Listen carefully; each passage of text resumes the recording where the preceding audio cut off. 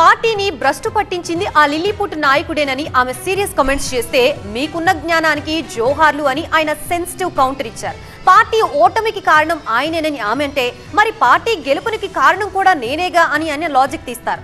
MLC కవిత versus మాజీ మంత్రి జగదీష్ ఇద్దరి మధ్య ఓ రేంజ్ లో పేలాయి డైనమైట్లు. ఒక లిల్లీపుట్ నాయకుడు నల్గొండలో బీఆర్ఎస్ పార్టీని నాశనం చేసిన ఒక లిల్లీపుట్ నాయకుడు ఆమెవరు ఈమెవరు అని మా గురించి మాట్లాడుతూ ఉన్నారంటే మరి ఆయనకు ప్రోత్సాహం ఇస్తున్నది ఎవరో కూడా ప్రజలు ఆలోచించుకోవాలి. ఇక నా గురించి చేసే కొన్ని వ్యాఖ్యలు వాస్తవానికి వారు సొంతంగా ఇప్పుడే తయారు చేసి మాట్లాడిన ఏం కావు.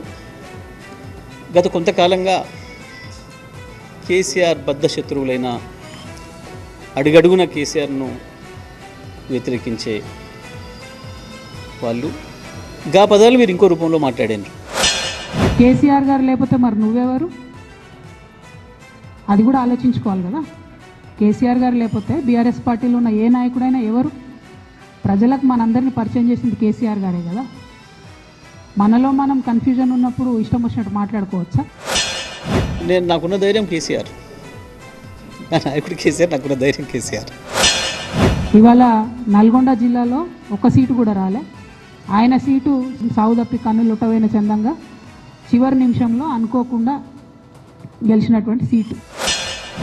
ఓకే, నల్లగొండ జిల్లాకు సంబంధించి 25 సంవత్సరాల కాలంలో జరిగిన ఉద్యమాలన్నిటికీ వచ్చిన విజయాలన్నిటికీ నాదే బాధ్యత, నేనే కారకుణ్ణి అని కనుక వారు భావిస్తే ఈసారి జరిగిన ఓటమికి కూడా నేనే బాధ్యత వహిస్తా.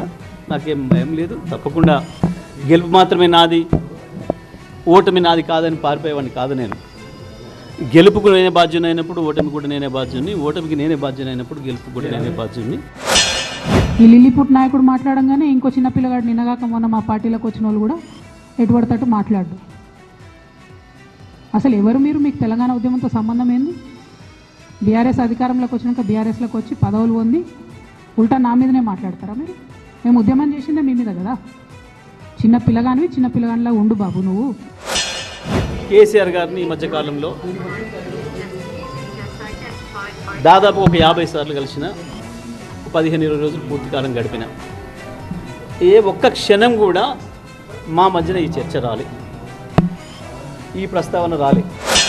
అంటే ఆ లిల్లీపుట్ నాయకుడి గురించి మాట్లాడే చాలా ఎక్కువ ఆయన గురించి ప్రజలకు తెలియజెప్పాలి కాబట్టి మాట్లాడినా. ఇక అంతకు మించి అవసరం లేదు.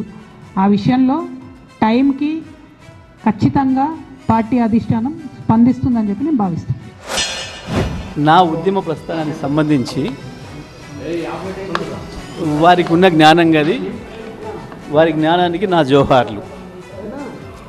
నా ఉద్యమ ప్రస్థానానికి సంబంధించి వారికి ఉన్న జ్ఞానం గదే అని చెప్పి నేను భావిస్తాను.